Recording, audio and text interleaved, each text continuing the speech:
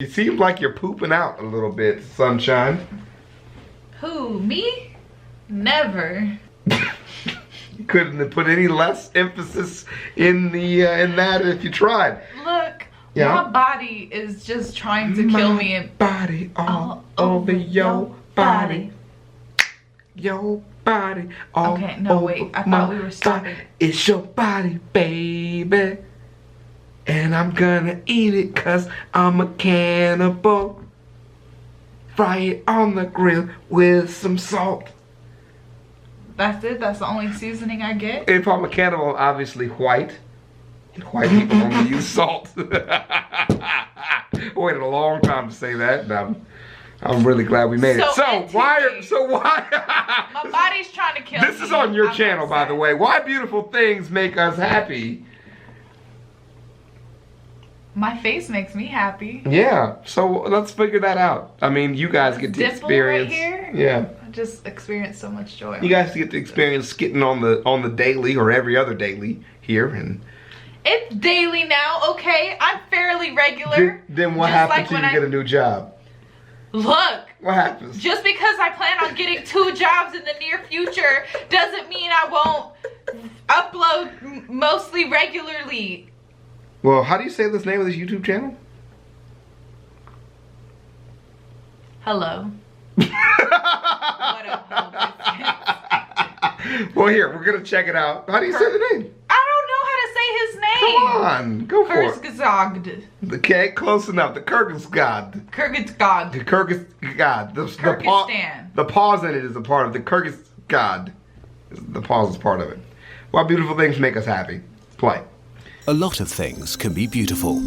Landscapes, faces, fine art, or epic architecture, stars in the sky, or simply the reflection of the sun on an empty bottle.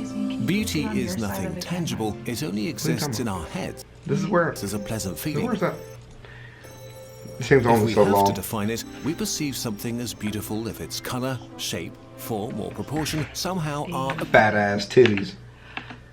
Just fat. Feeling or delightful to us. Yep, the feeling is delightful. You damn right. You ever squeeze a pair of fat ass? That's been with us for millions of years. Even our first tools were trimmed to a symmetrical shape. Researchers have tried to find practical reasons why our ancestors invested the time to make their tools look nice, but couldn't really identify any. It seems that early humans shaped their tools into teardrops simply because they liked them better that way. Not because they're more efficient or anything. Right. A lot. Ideals have shifted or turned into their opposites. But beyond individual and contemporary taste, some things have never really gone out of fashion.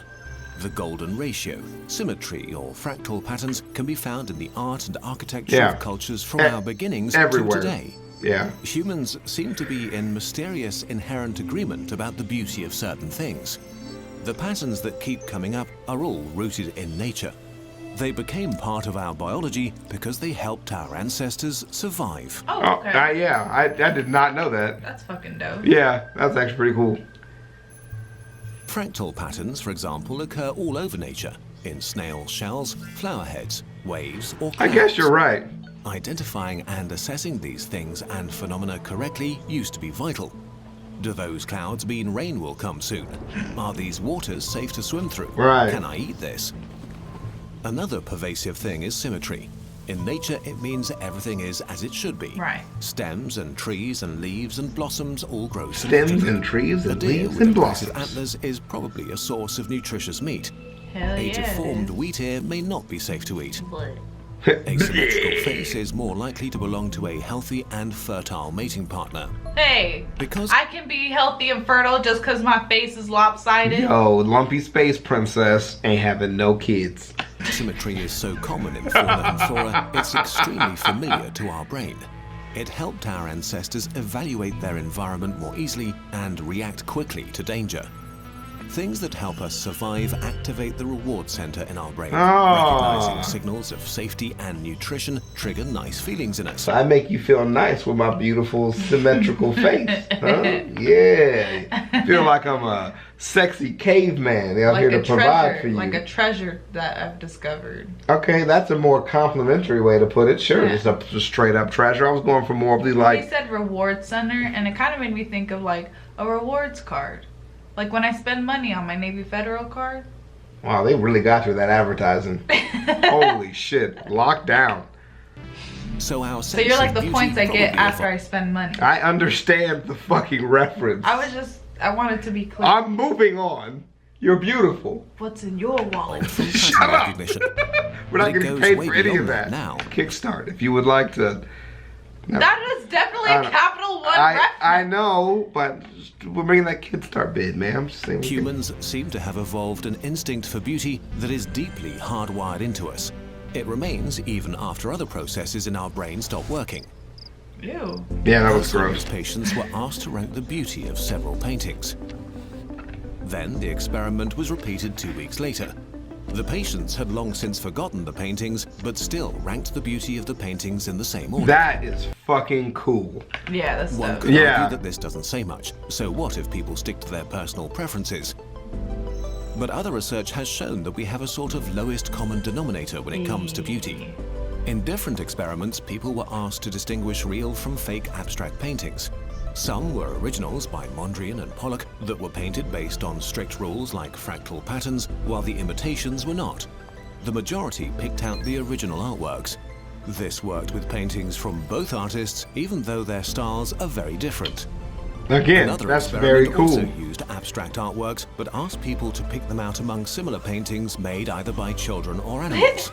Again, the test subjects pointed out the legit paintings whose patterns were carefully planned and not random. Right. So while we have a hard time pinning down what beauty is or what it's based on, we somehow recognize it when we see it. Right. That makes sense.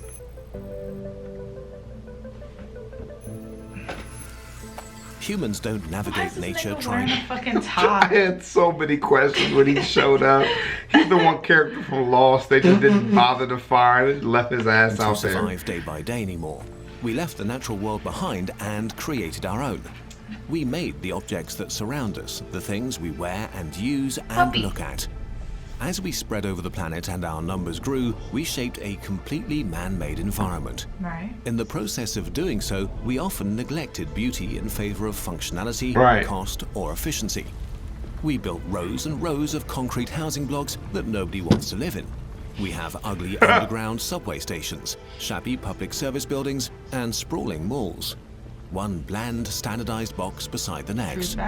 Humans don't like monotony. Eye tracking software has shown that people keep focusing on details and ornaments of architecture while brushing quickly over blank walls. Yeah, and not only I are they do no that fun to all the look at, time. they actually make us miserable. Experiments with skin sensors showed that looking at vast, dull facades makes us feel bored and uncomfortable. This kind of boredom has been linked to raised heart rates and stress levels. And the opposite seems to be true too. Over the last decades, more and more studies have found that surroundings that are actually aesthetically pleasing to us can improve our well-being, our behavior, cognitive function, and mood. Which is what people are trying to say when you're depressed and they tell you to clean your house. That's what they're trying to say. That's not what they say, but that's what they're heading to. That also explains why we feel so much better, you know, in our house now that we've like rearranged it, cleaned things up, got less clutter around, organization in general. Put up some paintings and shit. Yeah, it just feels better when you start stylizing your home. But it's easy to get bogged down with life and not make time to do that kind of stuff, even though it really does make you perform better in the long run. That's why I tell people about going to the gym.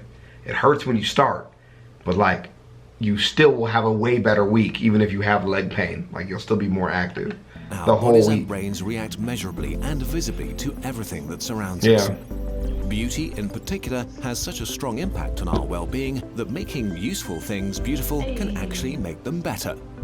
In 2017, a hospital examined recovery factors through observation and interviews with patients and found that visual art in their lounge areas made them more comfortable and happier about their stay in general.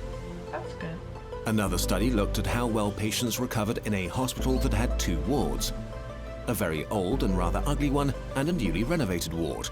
To the researchers' surprise, the patients that stayed in the new renovated environment needed less pain medication and were released on average 2 days earlier than patients recovering in the old ward. More beautiful surroundings made them feel somebody's got to do it so we can figure this shit out, all right? better physically. Did y'all move the people from the bad ward to the good ward after you were done, or did they were like, we still can't afford renovations, but it's good to know that if we got new people, put them in the new ward, we'll get them out quicker. It has an effect on us on a daily basis. It can improve our general happiness. My titties are A study that looked at the the main factors That is a influencing fantastic problem to have. the happiness of Shouts out to that revealed an lady. unexpected result. Besides things like good health and a harmonious family life, individual happiness is affected by how beautiful you find the city you live in. Beauty scored even higher than cleanliness or safety. Wow. So, what can we learn from all of this? We know that we humans have been fine-tuned for millions of years to process visual input and assess our surroundings.